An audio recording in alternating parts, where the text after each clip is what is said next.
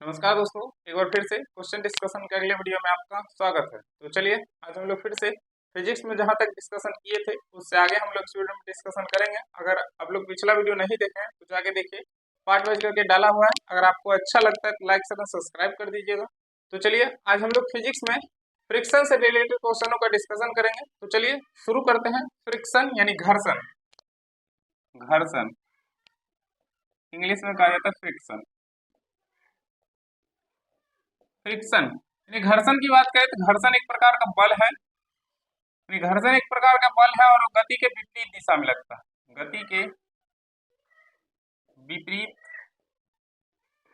दिशा में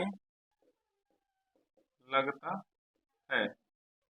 उसके बाद बात करें तो घर्षण द्वारा किया गया कार्य, घर्षण द्वारा किया गया कार्य हमेशा ऋणात्मक होता है, हमेशा ऋणात्मक। यानी घर्षण द्वारा किया गया कार्य हमेशा ऋणात्मक होता है, ऋणात्मक। घर्षण द्वारा किया गया कार्य हमेशा ऋणात्मक होता है। उसके बाद घर्षण द्वारा किया गया कार्य का क्षय नहीं होता है, घर्षण द्वारा किया गया कार्य का क्षय नहीं होता है, क्षय नहीं होता है, नष्ट नहीं होता है, बल्कि यह तापीय ऊर्जा में बदल जाता है, तापीय ऊर्जा में बदल जाता है। देखिए हम आपको बोले हैं कि घर्षण एक प्रकार का बल है और वो गति के विपरीत दिशा में लगता है। यानी गति अगर आगे होगा तो घर्षण पीछे लगेगा। उसके बाद घर्षण द्वारा किया गया कार्य हमेशा ऋणात्मक होता है। उसके बाद घर्षण द्वारा किया गया कार्य का क्षय नहीं होता है, बल्कि वह तापीय ऊर्जा में बदल जाता है। उसके बाद बात करें घर्षण के प्रकार, तो घर्षण चार प्रकार के होते हैं। पहला स्थैतिक घर्षण, स्थैतिक घर्षण इंग्लिश में कहा जाता है स्टैटिक फ्रिक्शन, स्टैटिक फ्रिक्शन। उसके बाद सीमांत घर्षण, सीमांत घर्षण लिमिटिंग फ्रिक्शन, लिमिटिंग फ्रिक्शन। तीसरा की बात करें तो तीसरा सर्पी घर्षण, सर्पी घर्षण इंग्लिश में कहा जाता है स्लाइडिंग फ्रिक्शन, स्लाइडिंग फ्रिक्शन। और एक चौथा है लोटेनिक घर्षण, लोटेनिक घर्षण, रोलिंग फ्रिक्शन, रोलिंग फ्रिक्शन।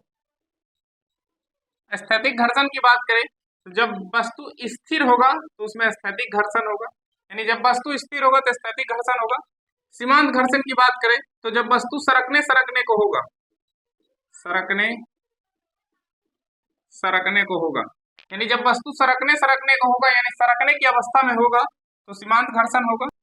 सर्पी घर्षण की बात करें तो जब वस्तु किसी तल पर फिसल रहा होगा, फिसल रहा होगा तो सर्पी घर्षण होगा।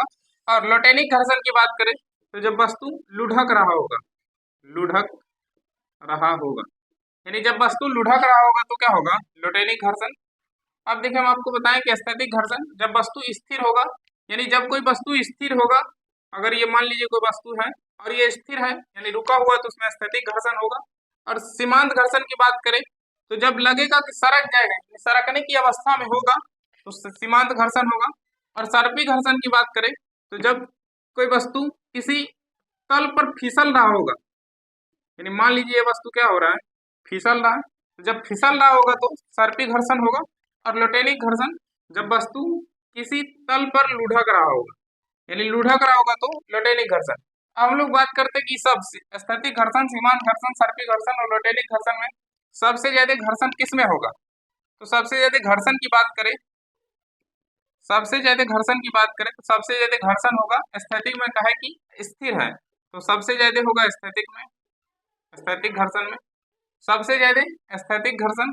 उसके बाद बात करें तो उसके बाद होता है सर्पी घर्षण में, उसके बाद सर्पी घर्षण में। और उसके बाद बात करें तो लोटेनिक घर्षण में, यानी सबसे कम होता है लोटेनिक घर्षण में।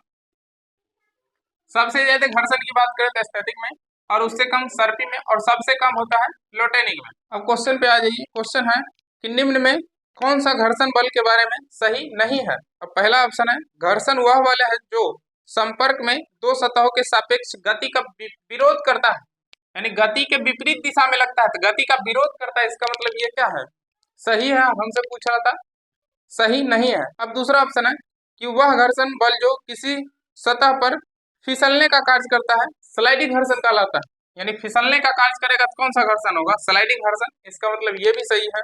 और सी ऑप्शन है मशीन में घर्षण ऊर्जा का अपव्यय और टूट फूट का कारण बनता है, यानी मशीन में अगर घर्षण ज्यादा होगा तो टूट फूट जाएगा, ये भी सही है। और डी ऑप्शन है रोलिंग घर्षण स्लाइडिंग घर्षण की तुलना में अधिक होता है। कह रहा है कि रोलिंग घर्षण यानी रोलिंग घर्षण लोटेनिक घर्षण स्लाइडिंग घर्षण यानी सर्पी घर्षण की तुलना में अधिक होता है, अधिक नहीं कम होता है। लोटेनिक घर्षण कम होता है और सर्पी घर्षण ज्यादा होता है। इसका मतलब यही क्या है, गलत है, ऑप्शन डी। तो इसका आंसर क्या होगा, ऑप्शन डी। अगला क्वेश्चन है कि ब्रेक लगाने पर एक कार मुख्य रूप से डैश बल के कारण रुक जाता है। पहला है गुरुत्वाकर्षण बल, बी ऑप्शन है केंद्राभिमुखी बल, सी ऑप्शन है घर्षण और डी ऑप्शन है केंद्रापसारिक बल। तो इसका आंसर होगा घर्षण बल, यानी ब्रेक लगाने पर कोई कार घर्षण बल के कारण रुक जाता है। इसका आंसर क्या होगा, घर्षण, ऑप्शन सी। अगला क्वेश्चन है यदि किसी गतिमान वस्तु पर कोई बल आरोपित नहीं होता है तो यह किसके कारण रुक जाता है, यानी कोई वस्तु बोल रहा है कि गतिमान है और गतिमान पर कोई बल आरोपित नहीं हो रहा तो किसके कारण रुक जाएगा, घर्षण के कारण। कहे कि गति के विपरीत दिशा में लगता है क्या, घर्षण, तो उसी का कारण क्या होगा, वस्तु रुक जाएगा। तो इसका आंसर क्या होगा, घर्षण, ऑप्शन सी। अगला क्वेश्चन है कि निम्नलिखित में कौन सी घटना घर्षण के बिना होना मुश्किल है। पहला ऑप्शन है एक भारी बक्से को एक जगह से दूसरी जगह ले जाना, बी ऑप्शन है कैरम खेलना और सी ऑप्शन है एक गिलास को पकड़ना और डी ऑप्शन है दरवाजे की गति। तो देखिए इसका आंसर होगा एक गिलास को पकड़ना। अगर घर्षण कम होगा तो गिलास को पकड़ना मुश्किल हो जाएगा। तो इसका आंसर क्या होगा, ऑप्शन सी। अगला क्वेश्चन है कि दो सतहों के बीच सतह की अनियमितताओं के परिणाम स्वरूप डैश होता है। पहला ऑप्शन है घर्षण, बी है आवेग और सी है तनाव और डी है बलागुण। तो देखिए कह रहा था कि दो सतहों के बीच सतह की अनियमितता, अनियमितता का मतलब होता है यहाँ रुखरापन, यानी दो सतहों के रुखरापन के कारण जो होगा उसके परिणाम स्वरूप घर्षण होगा। तो इसका आंसर क्या होगा, ऑप्शन ए, घर्षण। अगला क्वेश्चन है कि घर्षण बल डैश कार्य करता है। पहला ऑप्शन है बल की दिशा के लंबवत, बी ऑप्शन है बल की दिशा में किसी कोण पर, सी ऑप्शन है बल की दिशा में और डी ऑप्शन है बल की दिशा के विपरीत। तो किधर, विपरीत दिशा में लगता है। तो इसका आंसर क्या होगा, बल की दिशा के विपरीत, ऑप्शन डी। अगला क्वेश्चन है कि एक साइकिल स्थिर त्वरण से चलायमान है, यानी चल रहा है, पीछे के पहिए पर घर्षण बल डैश, पहला है शून्य, बी ऑप्शन है अग्र दिशा में, सी ऑप्शन है पश्चिम दिशा में और डी ऑप्शन है ये सब।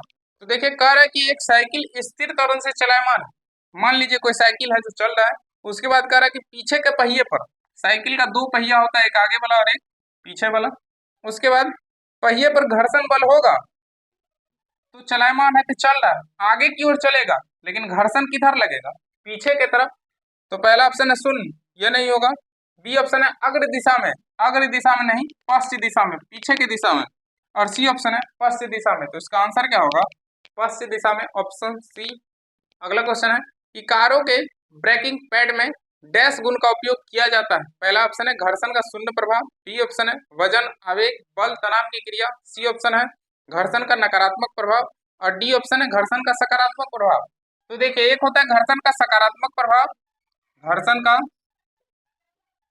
सकारात्मक प्रभाव और एक होता है घर्षण का नकारात्मक प्रभाव, घर्षण का नकारात्मक प्रभाव, नकारात्मक प्रभाव। अब देखिए घर्षण के सकारात्मक प्रभाव की बात करें तो वह घर्षण जिससे लाभ होगा वो घर्षण का सकारात्मक प्रभाव होगा, जिससे वह घर्षण जिससे लाभ हो उसे घर्षण का सकारात्मक प्रभाव कहते हैं, और वह घर्षण जिससे हानि हो, जिससे हानि हो उसे घर्षण का नकारात्मक प्रभाव, यानी वह घर्षण जिससे लाभ होगा उसे घर्षण का सकारात्मक प्रभाव और वह घर्षण जिससे हानि हो उसे घर्षण का नकारात्मक प्रभाव। अब देखिए कह रहा था कि कारों के ब्रेकिंग पैड में डैश गुण का उपयोग किया जाता है। तो देखिए जिससे लाभ होगा उसे क्या कहेंगे, घर्षण का सकारात्मक और जिससे हानि होगा उसे घर्षण का नकारात्मक। तो कारों के ब्रेकिंग पैड पे डैश गुण का उपयोग होगा, घर्षण का सकारात्मक, काहे कि उससे क्या होता है, लाभ होता है। तो इसका आंसर क्या होगा, ऑप्शन डी। अगला क्वेश्चन है कि घर्षण द्वारा किया गया कार्य डैश होता है। तो घर्षण द्वारा किया गया कार्य हमेशा ऋणात्मक होता है। तो इसका आंसर क्या होगा, ऋणात्मक, ऑप्शन सी। अगला क्वेश्चन है कि घर्षण बल द्वारा किया गया कार्य होता है। देखिए फिर से हम क्वेश्चन है, घर्षण बल द्वारा किया गया कार्य क्या होता है, ऋणात्मक। तो इसका भी आंसर क्या होगा, ऋणात्मक, ऑप्शन सी। अगला क्वेश्चन है कि घर्षण द्वारा किए गए कार्य का क्षय नहीं होता है, यानी नष्ट नहीं होता है, बल्कि वह डैश ऊर्जा में परिवर्तित हो जाता है। तो घर्षण द्वारा किया गया कार्य का क्षय नहीं होता है, यानी नष्ट नहीं होता, बल्कि वह तापीय ऊर्जा में बदल जाता है। इसका आंसर क्या होगा, तापीय ऊर्जा, ऑप्शन ए। ये डिस्कशन आपको कैसा लगा है कमेंट करके जरूर बताइएगा। इस वीडियो के लिए इतना है, मिलते हैं नेक्स्ट वीडियो में, तब तक के लिए